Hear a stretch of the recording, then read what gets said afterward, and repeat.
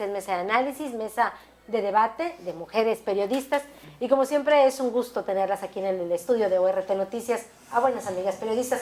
Pero antes de presentarlas, déjenme decirles nada más que se está registrando congestionamiento vial en la capital del estado. ¿A qué se debe esto? Bueno, pues nos informa la audiencia de ORT Noticias que desde hace aproximadamente 30 minutos, es decir, media hora, se encuentra el tren, el ferrocarril, pues prácticamente detenido sobre las vías, y esto ha provocado pues que se registre un congestionamiento vial a esta hora de la mañana en diferentes sectores de la ciudad por donde ha quedado detenido. Ahora sí, le presento le decía, a las periodistas en esta mañana, y como todos los miércoles, es un gusto, por supuesto, compartir los micrófonos con Ana Luisa García. Ana Luisa, muy buenos días. Muy buenos días. También con Yadira Tejeda. Yadira, buenos días. Claudia, amigos de ORT Noticias, muchas gracias por la oportunidad, buenos días. Y Daisy Herrera, por supuesto. Daisy, buenos días. Gracias, Claudia, buenos días. Como siempre, un gusto tenerlas aquí. Pues vamos a poner sobre la mesa este tema o esta situación registrada el día de ayer. De nueva cuenta, por tercera ocasión en menos de un mes, se registra un conflicto, una riña, un motín dentro del centro penitenciario de Victoria. Yadira, tú estuviste en el lugar de los hechos. Pues sí, ahí nos estuvimos prácticamente todo el día, ¿no? Después del mediodía, que fue cuando inicia la movilización de los diferentes cuerpos de seguridad pública, y hasta pasadas las 7 de la tarde fue cuando nos retiramos la mayoría de los reporteros, y todavía después de esa hora, pues ahí le siguieron obviamente las autoridades, ¿no? Porque hay que recordar que concluyó de alguna manera, o ya se vio menos movilización a partir de que excarcelan a 18 reos, a 18 internos, para trasladarlos a otros centros penitenciarios. Y bueno, Claudia, lo que vimos el día de ayer en el penal de Ciudad Victoria, pues no es más que el reflejo de cómo seguimos teniendo un pendiente en el tema de penales, y no nada más es Victoria, no nada más es Tamaulipas, es un problema por el que atraviesan varios estados de la República Mexicana, y bueno, lamentablemente pues Tamaulipas está entre ellos. Por ahí se habla a nivel nacional de algunos estados que están reprobados en materia de penales. Nosotros estamos en esa lista, pero en el sistema penitenciario, pero pues también hay que recordar que este problema no es nuevo, que no es de esta administración, que no es de la pasada administración, porque por luego también le queremos cargar todo. No, es un problema que se ha dejado crecer, y que realmente hasta ahorita lo que podemos concluir es que poca atención ha merecido el tema de penales para las administraciones estatales, para los gobernadores. Pudiéramos decir, bueno, son personas que delinquieron, están ahí porque se lo merecen.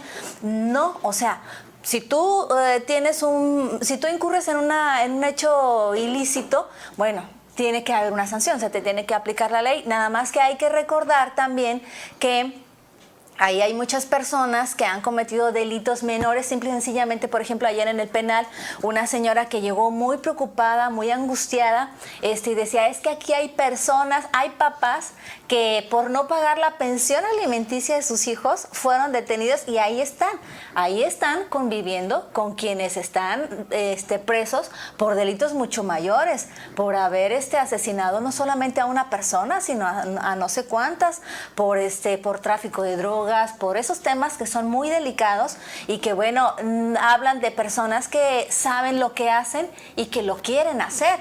Entonces el tema de los penales le han restado importancia, y no debería de ser, porque los centros penitenciarios finalmente son como una ciudad, como un estado, digamos, chiquito, que también debes de controlar, que también debes de atender. Y bueno, por ejemplo, yo decía, no es un problema de la actual administración, pero a mí esta administración sí me queda de ver, en el sentido de que, por ejemplo, de casi un mes a la fecha, que fue cuando se empiezan a registrar los problemas, a mí me gustaría saber cuántos son los internos que están ahí por delitos menores, y que pudieran obtener su libertad si se agilizara su proceso, porque hay muchas personas que ni saben si son culpables o no, y mucho menos tienen una sentencia. A ver, primero dame números, ¿no? Dame cifras, y luego ordénale, por ejemplo, al Instituto de Defensoría Pública, dale prioridad a estos casos. ¿Por qué? Porque eso te permitiría desahogar el penal sacar a algunas personas, evitar contaminación, es decir, que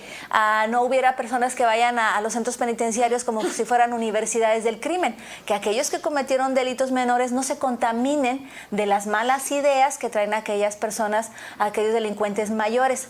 También he escuchado por ahí algunos legisladores federales decir que no hay dinero para el penal, que porque el presupuesto ya se etiquetó desde el año pasado, pero bueno, ellos son legisladores federales, saben dónde hay recursos, ¿por qué no han tocado la puerta? Esto de que no hay dinero, que porque ya se etiquetó el presupuesto desde el año pasado, lo leí por ahí en una nota que se atribuía a Miguel Ángel González Salum, diputado federal, y bueno, pues qué lástima que él, habiendo sido alcalde de la capital de Tamaulipas, conociendo este problema, secretario de Finanzas, secretario de Finanzas, no aborde este tema como legislador federal. Tenemos también a Elba Lidia Valles, que bueno, ella también es victorense, diputada federal. No, a ver, díganle. Lo que sí es cierto, Yanira, lo que tú dices ahorita, y lo decía ayer Renato Sales Heredia, el titular de la Comisión Nacional de Seguridad, que los gobiernos estatales lo han dejado como la última cadena del eslabón, que solamente voltean a ver la cuestión de los centros penitenciarios cuando hay riñas y cuando hay motines. Ana Luisa García. Bueno, tan no lo han visto que ni siquiera está contemplado dentro de una estrategia de los planes nacional de desarrollo, ni tampoco dentro de los planes estatales, porque ayer lo estuve yo revisando. El problema no solamente es de cuestión de cupo, sino que tampoco se cumple la ley. Todo lo que está ocurriendo es simple y sencillamente porque no se está aplicando incluso el reglamento, que dice, lo que acaba ya de mencionar, está establecido que deben de separarse desde la cuestión del avance de su condena, o sea, hay algunos que llaman de salida, los peligrosos, los menos peligrosos, ni se diga en el caso de las mujeres y hombres, etcétera. Entonces, esto está fallando porque no hay una administración efectiva. Y no la hay no solamente en Tamaulipas, nada más podemos recordar lo que ocurrió cuando llega el Bronco a Nuevo León, ¿verdad? 49 muertos dentro del penal, 49. Si aquí en Tamaulipas hemos tenido 2, uno hace 24 días y otro el día de ayer, más aparte el ciudadano externo, ¿verdad? El ciudadano que le arrebataron su vehículo la vez pasada. En fin, entonces resulta que la ley establece que el gobierno es el custodio, es el que debe de ver por los derechos constitucionales que todavía tiene el reo. Recordemos que solamente se les pierde sus derechos ciudadanos de votar, de ser votados, etcétera, pero todos sus derechos constitucionales se supone que los tiene, los debe conservar y ellos deben de ver por ellos. Además, no hay sanciones cuando hay estas muertes, y lo digo por el caso de Topo Chico, que fueron 49, no es posible, ¿verdad? Entonces, debe de haber sanciones. Y aquí lo más llamativo en este caso es que del caso de Victoria, es que hace 26 días se supone que hicieron un cateo, que limpiaron ahí de armas, droga, etcétera, y ahora, 26 días después, encuentran 4 armas cortas, 2 largas, 90 cartuchos de largas, cocaína, marihuana, cristales, una granada, etcétera, ¿verdad? Entonces, qué rápido actúan. Esta 100 y pico de armas representa que el 10% aproximadamente de los reos tienen cuando menos un arma, y qué rapidez. ¿Y qué significa? Significa simple y sencillamente que no hay una administración eficiente que controle, porque entra todo, ¿verdad? Entonces, ¿quiénes son los culpables? Ya se nos está terminando. Sí, coincido con lo que dice Ana Luisa. Fíjate, Claudia, que yo sí creo que hay una omisión muy grave del Estado, por el hecho de que, como dice, si hace menos de un mes se hizo un cateo y encontramos que otra vez hay armas de fuego, que hay sustancias ilícitas ahí, ¿qué quiere decir? Que entonces el personal que está fungiendo de custodio está siendo cómplice de la intromisión, de la introducción de todo sustancias de armamento. El director del penal ha sido llamado para declarar por la evasión de 29 reos, pero no se le ha fincado ninguna responsabilidad cuando, como bien lo dice Ana Luisa, él es el responsable legal de lo que ahí adentro suceda. no hay ninguna responsabilidad fincada ni contra él ni contra los custodios. Entonces, que alguien nos explique quién permitió el ingreso de todas esas armas de fuego que precisamente ayer causaron la muerte de un interno. Hay dos informes muy relevantes que a mí me gustaría destacar de la Comisión Nacional de Derechos Humanos. Uno que fue lo relacionado al respeto de los derechos humanos en el informe del 2015, en donde, como lo decía Yadira, ahí nos señalan que estamos reprobados en el sistema penitenciario desde el año 2011. Desde el año 2011, Tamaulipas tiene una calificación reprobatoria que se le agrega un agravante. En el año 2016, la Comisión Nacional de Derechos Humanos presenta otro informe relacionado con los mecanismos de prevención para la tortura, precisamente en los centros penitenciarios. ¿Y qué creen? Ahí la Comisión Nacional de Derechos Humanos denuncia que hay la existencia de autogobiernos al interior de los centros de ejecución y sanciones de Tamaulipas. Nos señala al menos 4, Victoria, Reynosa, Matamoros y Altamira, que son los 4 que ellos visitaron. Visitaron otros centros de readaptación social para adolescentes, el de Güemes, Altamira, Reynosa también y Matamoros, y nos señala que ahí hay lo mismo. Esto un año después lo viene a reconocer el vocero de Seguridad Pública. No nos basta con que el gobierno lo reconozca. Nosotros como ciudadanos, ¿qué es lo que exigimos? Pues que se actúe en consecuencia. Si la Comisión Nacional de Derechos Humanos se dio a la tarea de mandar a sus visitadores, de hacer la chamba que no está haciendo el Estado, de estar al pendiente de la situación de los reclusorios, ahora que ya te están dando un informe con puntos y comas de dónde están las fallas y cuáles son las alternativas de solución, ¿por qué no se hace? De este informe de mecanismos de prevención de la tortura se le entregó una copia al gobernador Egidio Torre Cantú el 1 de marzo de 2016. Ahí se le advirtía de al menos 265 situaciones de riesgo en los penales. Se le dio un plazo para poder responder, para poder decirle a la comisión, ¿sabes qué? Estoy actuando en consecuencia y lo queremos reparar, cosa que no hizo el anterior gobernador y cosa que también está haciendo omiso el anterior gobierno, porque no nos han dicho, al menos ni el secretario de Seguridad Pública, ni el vocero de Seguridad Pública, nos ha dicho de qué manera van a responder este informe de la Comisión Nacional de Derechos Humanos. Es el secretario general de Gobierno el responsable de los penales, y debiera de ser la principal fuente informativa, no el secretario de Seguridad. Sí, pero recordemos que la estructura de la presente administración cambió el organigrama. Pero, y ahora pero no cambió la Constitución, y la Constitución establece que es el secretario general el del que depende. Bueno, aquí yo creo que el tema es que actúe, ¿no? Por eso exactamente. Pero ninguno de los dos secretarios se han parado a dar la cara. Que los penales son como una ciudad, como un estado del cual las autoridades no se deben de olvidar. Decía Daisy, el tema del autogobierno. ¿Cómo puedes tú sacar de tu estado o de tu municipio los penales? También son tus ciudadanos, también eran personas que si no nacieron aquí vivían. Entonces, yo, autoridad, debo de controlar todos los penales. Finalmente están a mi cargo y a mi encargo. Entonces, bueno. Ahora hay otro dato relevante. Como una pieza olvidada. Hay otro relevante, lo que nos decía Yadira.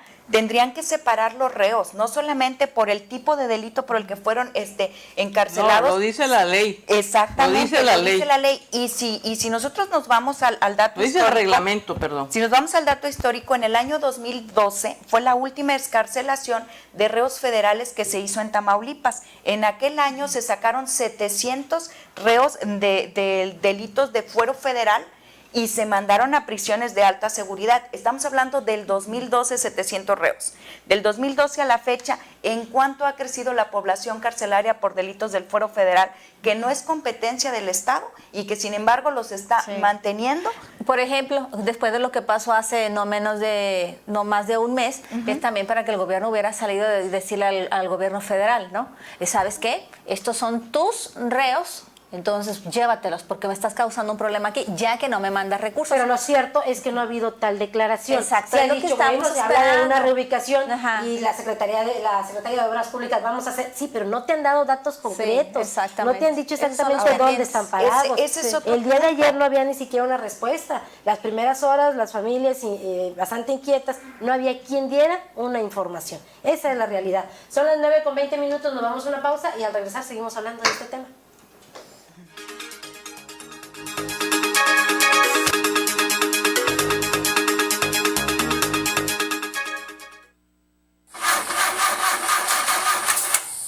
Antes de salir a carretera, por favor, revisa y dale mantenimiento adecuado a tu vehículo.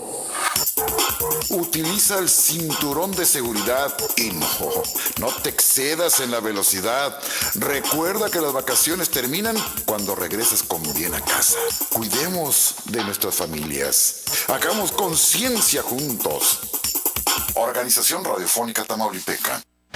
A partir del 6 de marzo, en Compartamos Banco incrementamos nuestros beneficios para que sigas creciendo. Es muy fácil.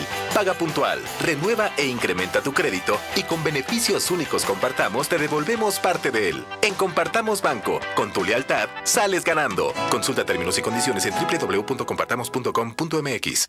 Cada día, entre todos construimos un país mejor. Hace 4 años, la infraestructura de muchísimas escuelas rurales estaba abandonada. Habla Argelia Mata, directora. Cuando yo llegué aquí, encontré una escuela descuidada. Actualmente se les puede ofrecer un servicio digno a los alumnos. Infórmate en www.gov.mx/CEP. Lo bueno cuenta y cuenta mucho. Gobierno de la República. Este programa es público, ajeno a cualquier partido político. Queda prohibido el uso para fines distintos a los establecidos en el programa. Amigos, ¿ya probaron los productos de Mesil? Sí, yo les llamé. Toda mi casa quedó limpísima. Mi auto muy reluciente y sin gastar una gota de agua. Mis mascotas sin malos olores. La cocina como nunca. Le dije adiós al cochambre. Y en mi trabajo, los productos Mesil son la solución. Somos Mesil, cuidamos el medio ambiente. Mesil, Mesil. ¿Y tú, ya eres cliente Mesil? Porque cuidan de mí, Mesil. Así es todos los días.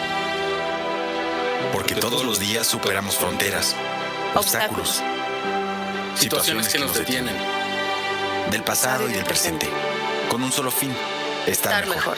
Quizás no siempre estemos de acuerdo en todo, pero sí en querer ser escuchados. Porque cuando estamos juntos, nuestra voz no es una sola.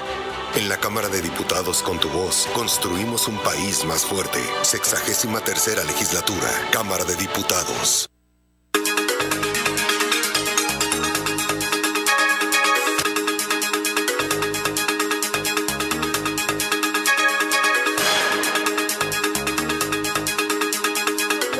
Con 23 minutos y seguimos hablando de este tema. La situación que se registra el día de ayer, de nueva cuenta, lo decíamos, en menos de un mes, ya en 3 ocasiones, riñas, problemas en el centro penitenciario de Victoria.